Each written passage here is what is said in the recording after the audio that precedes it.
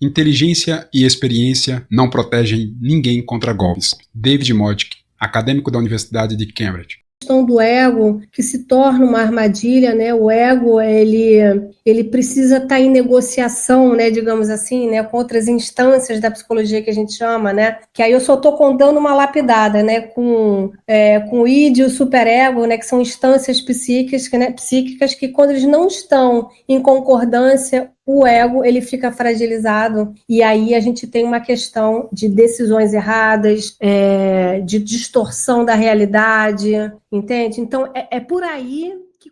Doutora Janine é psicóloga clínica em vícios e dependências com experiência com dependência química. Ela esteve no chat do grupo Vítima das Operações e nos deu a honra de uma consulta gratuita. Essa consulta se deu em mais de 1 hora e dividimos elas em 6 vídeos, os quais estaremos postando no canal Vítimas das Operações. O nome dessa série de vídeos, dessa playlist, é O Diagnóstico Psicológico das Operações. E aqui estamos no primeiro vídeo, que tem como tema Introdução à Consultoria. No segundo vídeo, o Max faz uma abordagem sobre a influência do líder golpista e que leva a doutora Janine a abordar o tema figura de autoridade. No terceiro vídeo, temos a história do José Ricardo. Ele entrou nessas operações para ajudar uma pessoa que estava muito doente. Essa pessoa lhe pediu para conhecer o assunto e acompanhar os acontecimentos de perto. No início, o Ricardo começou a achar aquilo interessante, até que, é melhor você assistir. Vale a pena você chegar no terceiro vídeo, que tem como título Elas se tornaram a própria mentira. No quarto vídeo, temos a participação da Marisa. A Marisa não caiu no golpe, mas é uma colaboradora que tem ajudado muito no grupo. Ela fez a seguinte pergunta: o que uma pessoa que é parente da vítima, principalmente os que moram na mesma casa, como ela deve tratar essa vítima? O que essa pessoa pode fazer para poder ajudar essa vítima de alguma forma? Doutora Janine responde, deixando claro que alguém da família precisa fazer o movimento contrário. No quinto vídeo, temos a história da Josiane, que foi uma vítima do golpe. E a doutora Janine faz o seguinte questionamento: aceitar o golpe ou aceitar o erro? Essa história da Josiane é de muita importância, pois ela trouxe um relato bastante interessante, porque é o que acontece com a maioria das vítimas, desde a abordagem, o envolvimento e as consequências materiais, saúde física e psicológicas. Vale a pena assistir o quinto vídeo. Aceitar o golpe ou aceitar o erro? No sexto vídeo, e esse é o último vídeo, outro destaque é a fala da doutora Janine. Abre aspas. Tudo que é da ordem da dor precisa ser falado. A dor precisa ser falada. O falar é muito importante. Fecha aspas. E aqui ela destaca a importância do acolhimento. E esse é um dos vídeos que tem de 10 a 15 minutos, onde temos um apanhado de informações de extrema importância. Doutora Janine descreve o perfil das vítimas e dos golpistas que estão envolvidos nessas supostas operações financeiras. E é claro, ela faz essa avaliação segundo a psicologia. Essa consultoria teve a coordenação do Max, que é um dos administradores do grupo Vítimas das Operações, onde ele esteve colaborando com suas experiências, já que o Max é uma pessoa que tem contato direto com as vítimas. Ele ouve muitas histórias e, de fato, tem conhecimento de causa. E agora, ao trazermos a público, acreditamos que, de alguma forma, essas histórias se identifiquem com a história de alguém, que igualmente possa ser uma vítima, direta ou indiretamente, nesse golpe das operações. Ou quem sabe até mesmo se prevenir de outros golpes, já que os traços que a psicóloga descreveu sobre os golpistas nos ajudam a identificá-los. Basta querer saber a verdade. Como eu disse, serão 6 vídeos. E esse é o primeiro vídeo. Aqui ela dá uma pincelada, traz informações mais abrangentes. Eu estou sendo muito abrangente aqui, né? Eu estou falando de forma muito geral. Como uma introdução à consultoria. E nós temos uma profissional de psicologia também atuante, como já temos operadores do direito, isso para a gente é maravilhoso, porque o grupo ele começa a se tornar uma célula forte de prevenção e combate aos golpes. Janine, é com você agora. Obrigada, Max, pela oportunidade de estar aqui, viu? E os administradores. Pessoal, prazer estar aqui com vocês, podendo dar um pouco do meu conhecimento. E também, como o Max falou, né, dentro do que for aparecendo de urgência, de fato, que eu possa também contribuir individualmente, tá?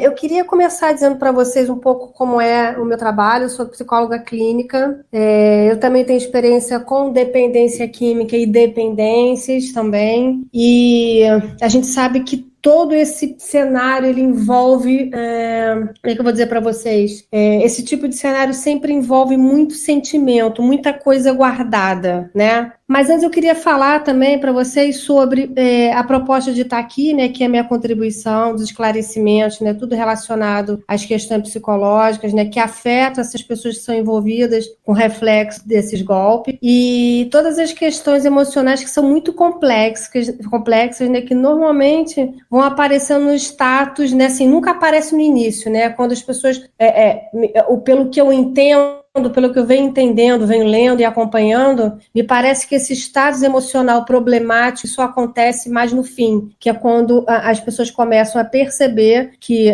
o dinheiro não vem, que o possível dinheiro amanhã, não vem amanhã, vem alguma hora, e aí começa essa gangorra do efeito emocional, das coisas que começam a não acontecer e as pessoas começam a cair em si, e quando não caem em si, afetam quem está ao redor, né? Então aparecem as ansiedades em potencial, as depressões, muitas questões psicossomáticas que vão para o corpo, né? Ou seja, tudo aquilo que a gente não processa naquele sentimento vai para o corpo, as pessoas adoecem, ficam de cama, enfim, a gente começa a ver aceleração de doenças que já existem, elas potencializam e aí elas ficam piores em função de um emocional muito abalado, né? E por muitas vezes o fim da vida, né? Que a gente sabe que isso já aconteceu, né?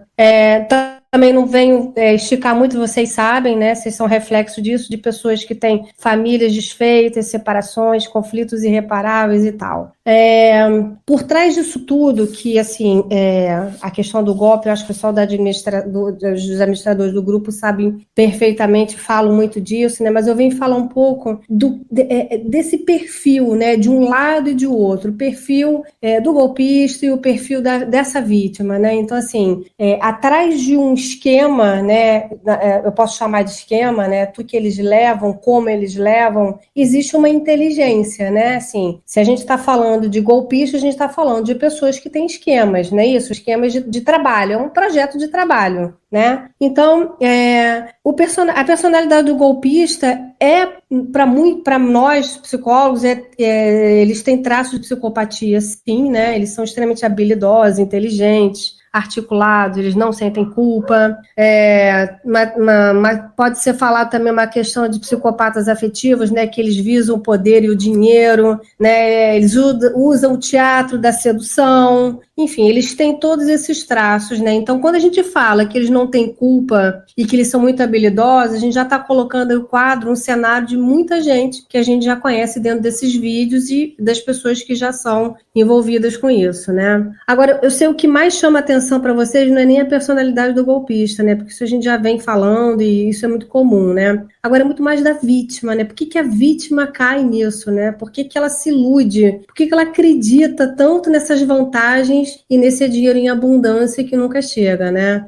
Porque elas são seduzidas, né? Elas se sentem abençoadas, acolhidas, amadas e no fundo elas estão caindo realmente num poder de sedução, né?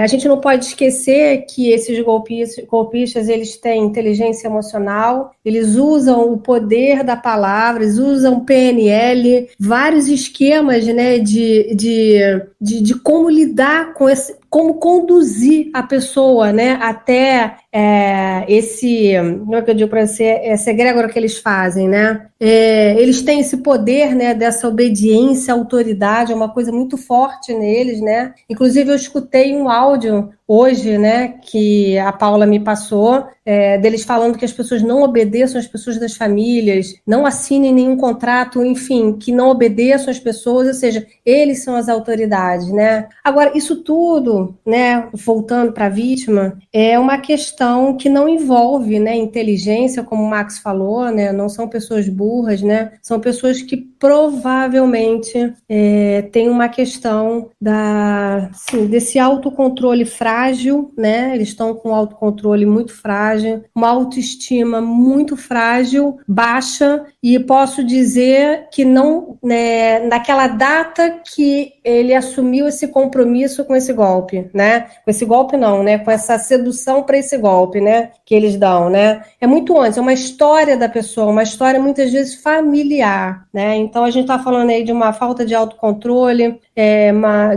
dessa questão mesmo de autoestima e, assim, uma projeção numa autoridade muito grande, né? Que eu acho que individualmente eu vou conseguir ser mais, como é que eu vou dizer para vocês, assim, mais específica, porque o que é individualidade para um não é para o outro, o que é característica de um não é de outro, então senão eu vou ficar muito falando muitas coisas subjetivamente, mas a história de cada um interfere muito na decisão de quando a pessoa vai fazer esse tipo de contrato, entre aspas, né?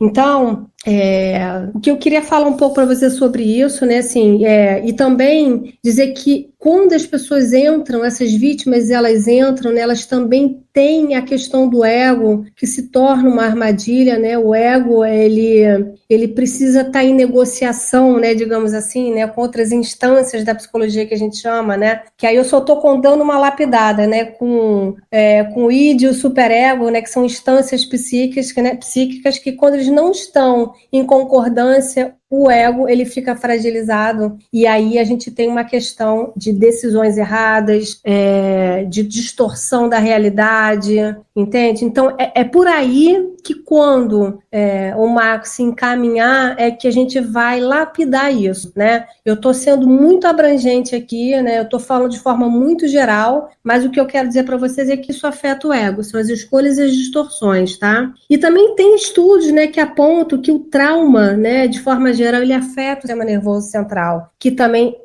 causa nas pessoas um efeito da depressão, da ansiedade extrema, dos medos, enfim, de tudo aquilo que eu falei logo no início, né? Então, isso afeta as pessoas emocionalmente. Mas lembrando que isso é um estágio final de quando a pessoa fecha esse, entre aspas, negócio com essas pessoas, né? Bom, eu dei uma lapidada rápido aqui, quem quiser fazer pergunta, e depois vou deixar disponível.